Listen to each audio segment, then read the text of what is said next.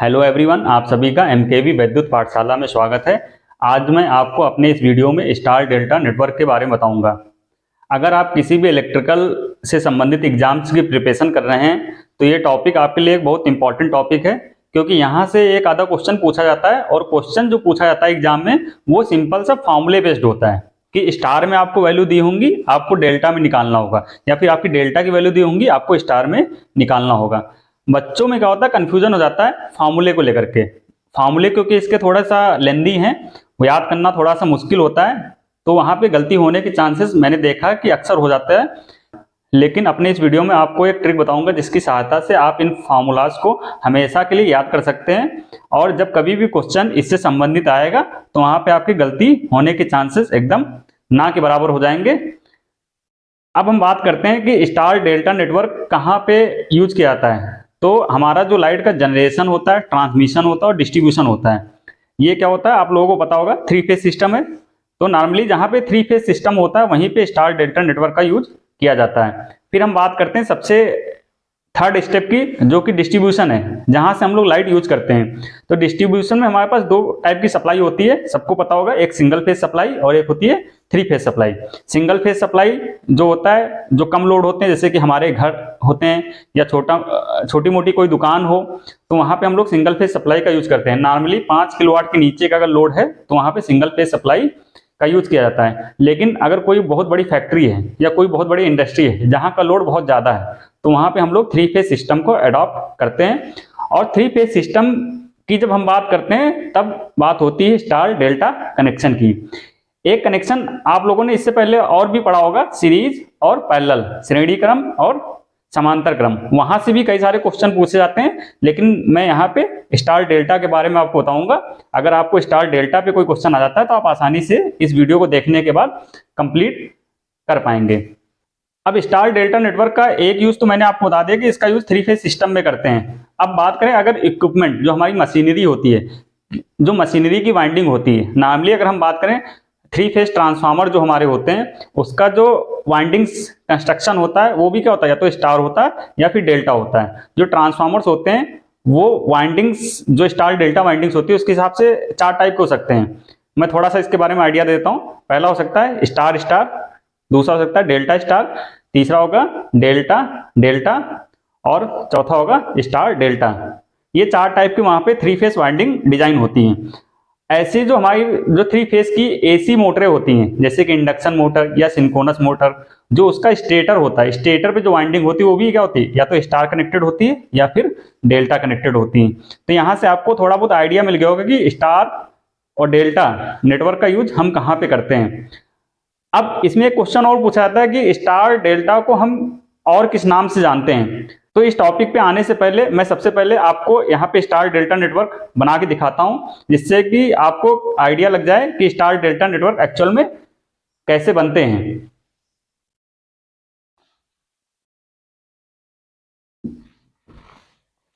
ये मैंने बोर्ड पे स्टार डेल्टा नेटवर्क बना दिया है। यहाँ पे ये 3 मैंने सिर्फ रेजिस्टेंस दिखाएं, रेजिस्टेंस की जगह इंपीडेंस भी हो सकता है, लेकिन हम बहुत बेसिक से लेते हैं। रेजिस्टेंस की बात करते हैं कि ये 3 हमारे पास वायर्स हैं जिनका रेजिस्टेंस R1 R2 R3 है। ऐसे यहाँ पे भी 3 वायर्स हैं जिनका रेजिस्टेंस क्या है, R1 R2 R3 है, और हमने इसको कुछ इस पैटर्न में कनेक्ट कर दिया है, मतलब तीनों का एक कॉमन पॉइंट है। ये क्या है, कॉमन पॉइंट है। तो इस टाइप का जो नेटवर्क है जो बोर्ड पे आपको दिख रहा है, इसको बोलते हैं स्टार नेटवर्क। और ये वाला कनेक्शन कैसा है कि एक रेजिस्टेंस है, एक वायर है, इसका जो एंड है, दूसरा जो वायर है उसके स्टार्टिंग से कनेक्टेड है। ठीक, इसमें कोई भी ऐसा पॉइंट नहीं है जहां पे तीनों जो ब्रांचेस हैं या तीनों जो वायर्स हैं या तीनों जो रेजिस्टेंस हैं एक साथ कहीं मिल रहे हों। ठीक है, तो दोनों में बेसिक डिफरेंस क्या हो गया कि इसमें कॉमन पॉइंट मिल जाता है और इसमें कोई भी कॉमन पॉइंट नहीं होता है। और इस कॉमन पॉइंट का यूज हम एज अ न्यूट्रल करते हैं। ये जो कॉमन पॉइंट है यहाँ पे, इसको एज हम न्यूट्रल की तरह यूज कर सकते हैं, और यहाँ पे न्यूट्रल पॉसिबल नहीं है।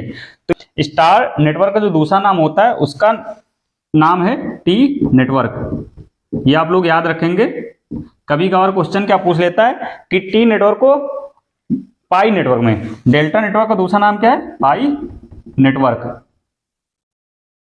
ठीक है, तो आपके एग्जाम में अगर क्वेश्चन आ जाए भाई कि टी नेटवर्क को पाई नेटवर्क में बदलना है या फिर डेल्टा का दूसरा नाम क्या है, तो वहां पे आपको कंफ्यूज नहीं होना है, ठीक है। अब अगर इसको याद रखना हमेशा के लिए तो मैं आपको बता देता हूं, टी है, ये टी देखो हम लोग ऐसे बनाते हैं ना टी।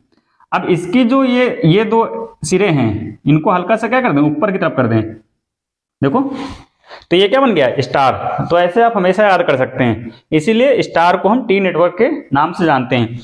अभी पाई को अगर हमें याद रखना है, पाई को कैसे हम डेल्टा क्यों बोलते हैं, तो ये पाई ऐसे बना ना, अगर ये नीचे वाली लाइन ऐसे जोड़ दी जाए बेस, तो ये क्या बन गया, देखो ये बन गया डेल्टा। इसीलिए डेल्टा का दूसरा नाम क्या है, पाई नेटवर्क। अब हम लोग आते हैं इसके इंपॉर्टेंट जो फॉर्मूलेज हैं कन्वर्जन के, उनको हम लोग कैसे याद रखेंगे हमेशा के लिए। तो सबसे पहले कन्वर्जन के फॉर्मूले को याद करने के लिए मैं आपको कुछ चीजें बताने जा रहा हूं, वो चीज आप लोग याद रखेंगे हमेशा। तो ये इस पे हम एक पॉइंट नाम दे देंगे, ये पहला, ये दूसरा और ये तीसरा, ठीक है। ऐसे यहां पे भी हम नाम दे देंगे, ये पहला पॉइंट है, ये दूसरा पॉइंट है और ये तीसरा पॉइंट है। अभी मैं ये न्यूट्रल को हटा देता हूं फॉर्मूले को समझने के लिए। तो ये पहले से जो रेजिस्टेंस लगा उसको नाम दे देंगे R1, दूसरे पे जो रेजिस्टेंस लगा उसको क्या नाम देंगे R2, और तीसरे पे जो रेजिस्टेंस लगा उसको नाम दे देंगे R3। ऐसे यहाँ पे जो 1 और 2 के बीच में रेजिस्टेंस लगा ना, तो इसका नाम क्या हो जाएगा R12, क्लियर। 2 और 3 के बीच में रेजिस्टेंस लगा तो इसका नाम क्या लिख देंगे R23, और 3 और 1 के बीच में रेजिस्टेंस लगा इसका नाम क्या हो जाएगा R31, क्लियर। तो ये रेजिस्टेंस की वैल्यू आप लोग पहले लिख लेंगे, बहुत सिंपल है लिखने का तरीका। स्टार में जो वैल्यू होंगी R1, R2, R3 कैसे लिखी आपको समझ में आ गया होगा। डेल्टा में जो वैल्यू है वो क्या, R12, R23, R31, क्लियर। अब क्वेश्चन आ जाता है कि आपको ये R1, R2, R3 दिया होगा, आपसे कहेगा R12, R31 या R23 की वैल्यू निकालो, या फिर आपको डेल्टा की वैल्यू दी होंगी और आपसे एग्जाम में पूछेगा कि भाई R1, R2, R3 की वैल्यू क्या होगी। मतलब कहने का मतलब ये कि स्टार को आपको डेल्टा में कन्वर्ट करना है या फिर डेल्टा को स्टार में कन्वर्ट करना है। तो यहां तक आपको क्लियर समझ में आ गया। अब बात करते हैं आगे कन्वर्जन की, फॉर्मूलेज की बात करते हैं। तो इसके लिए मैं एक दूसरा फिगर यहाँ पे बनाने जा रहा हूं, यही फिगर है, इन दोनों फिगर को हम यहाँ पे मिक्स कर देंगे, ठीक। तो फिगर में बना लेता हूं, ये मैंने बोर्ड पे दोनों फिगर, ये अंदर वाला क्या है स्टार है और बाहर वाला क्या है डेल्टा है। डेल्टा के अंदर मैंने स्टार बना दिया है। अब स्टार को आपको डेल्टा में कन्वर्ट करना है या फिर डेल्टा को स्टार में कन्वर्ट करना है। इसका जो फॉर्मूला हम लोग यूज करते हैं, फॉर्मूला मैं बता देता हूं, फिर आपको ट्रिक बता देता हूं कैसे आप याद रखेंगे। तो सिंपल सा हम लोग पहले बात करते हैं स्टार को डेल्टा में, स्टार टू डेल्टा, मतलब स्टार की वैल्यू दी है R1, R2, R3 दिया है, आपको R12, R23 और R31 की वैल्यू निकालना है, ठीक है। तो सिंपल सा हमें अगर R12 निकालना है, ठीक है, तो R12 निकालना, तो सबसे पहले हम ये फिगर बना लेंगे। यहाँ 1, 2, 3 और रेजिस्टेंस का नाम मैंने कैसे बताया वो आप लोग एकदम प्रॉपर ऐसे लिखेंगे। अब इसको हम भूल जाएंगे, R12 है तो देखो यहाँ 1 और 2 है ना, तो सबसे पहले क्या करेंगे R1 को ऐड करेंगे और फिर R2 को ऐड करेंगे, मतलब R1 और R2 को ऐड करेंगे। ये 1, 2 लिख रहे हैं तो पहले 1 और 2 को ऐड कर देंगे, फिर क्या कर देंगे इन दोनों को मल्टीप्लाई कर देंगे, और फिर जो तीसरा बचा स्टार वाला R3 उससे क्या कर देंगे डिवाइड। तो बहुत इजी है, R12 क्या हो जाएगा, पहले 1, 2 को ऐड, फिर 1, 2 को मल्टीप्लाई, फिर तीसरे से डिवाइड, क्लियर। ये ट्रिक है।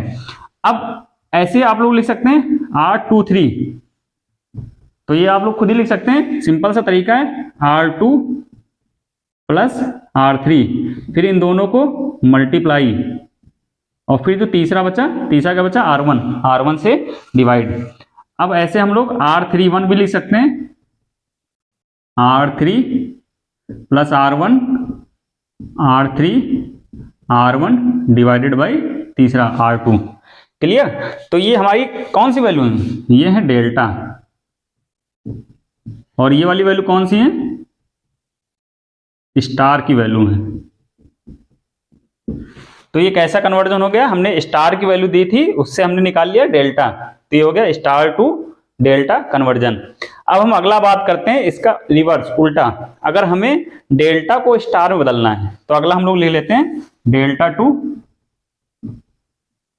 स्टार, तो ये भी बहुत इजी है। डेल्टा टू स्टार कन्वर्ट करना, मतलब डेल्टा की वैल्यू दी है, आपको स्टार की वैल्यू निकालना है। तो स्टार में वैल्यू क्या होती है, R1 होता है ना, तो लिखेंगे सबसे पहले R1 की वैल्यू। अब यहां पे हम देखेंगे डेल्टा में जिसमें जिसमें 1 आ रहा होगा, ये डेल्टा की वैल्यू ना, इसमें देखो किसमें किसमें 1 आ रहा है, R12 और R31 में। तो इन दोनों को क्या कर लेंगे, मल्टीप्लाई कर लेंगे ऊपर, और नीचे तीनों जो वैल्यू है डेल्टा की उनको ऐड कर देंगे। क्लियर? तो ऐसे फॉर्मूला बन जाएगा।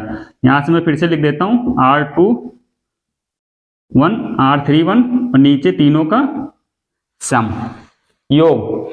ठीक है, फिर से मैं आपको बता देता हूं कैसे याद रखेंगे। R1 निकालना है तो ऊपर डेल्टा में जिसमें जिसमें 1 आ रहा होगा उसको मल्टीप्लाई करेंगे, नीचे तीनों का योग कर देंगे। एक दूसरा तरीका भी है, देखो ये R1 निकालना है, ये वाला R1।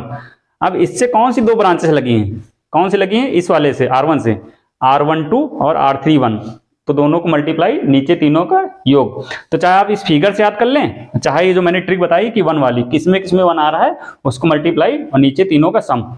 अब ऐसे हमें स्टार की दूसरी वैल्यू, जिसको हम R2 के नाम से यहाँ पे हमने लिखा है, R2 निकालना है। तो हम डेल्टा में कौन सी वैल्यू पर मल्टीप्लाई करेंगे, जिसमें जिसमें 2 आ रहा होगा।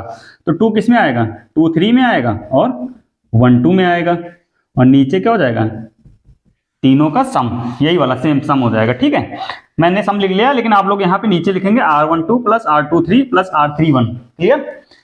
अब अगर हमें R3 निकालना है, तीसरी वैल्यू स्टार की, तो जिसमें जिसमें 3 आ रहा है तो 3 1 में आएगा और 2 3 में आएगा, और नीचे क्या हो जाएगा, तीनों का सम।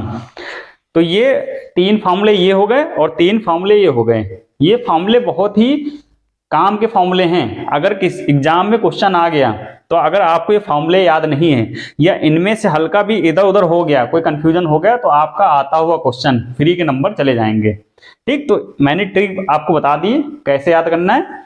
एक बार मैं फिर से बता देता हूं, डेल्टा वाला, यहाँ जैसे हमें R2 निकालना था, तो जिसमें जिसमें 2 आ रहा मल्टीप्लाई करेंगे और नीचे तीसरे से मतलब तीनों का सम करके डिवाइड कर देंगे, या फिर यहाँ पे आ जाएंगे 2 है तो 2 से कौन कौन सी ब्रांचेस निकली हैं, देखो 2, ये 2 वाला है ना, ये निकालना है, इससे कौन सी लगी, ये वाली ब्रांच और ये वाली ब्रांच लगी है। तो इन दोनों को मल्टीप्लाई करेंगे, R23 और R12, और नीचे तीनों का योग कर देंगे। तो ये है star to delta, delta to star conversion. उम्मीद करता हूं कि मेरे द्वारा बताया गया ये फॉर्मूला आपको समझ में आ गया होगा। अगर आप सभी इलेक्ट्रिकल सेक्टर से संबंधित हैं और मेरे इस चैनल पे पहली बार आए हैं और किसी टेक्निकल एग्जाम्स की प्रिपरेशन कर रहे हैं, तो आप मेरे इस चैनल को सब्सक्राइब कर लीजिए, जिससे कि मैं आए दिन जो ये ट्रिक्स बताता रहता हूं वो आप तक आसानी से पहुंच जाएं और आप किसी ना किसी एग्जाम को आसानी से क्लियर कर पाएं। थैंक यू, धन्यवाद।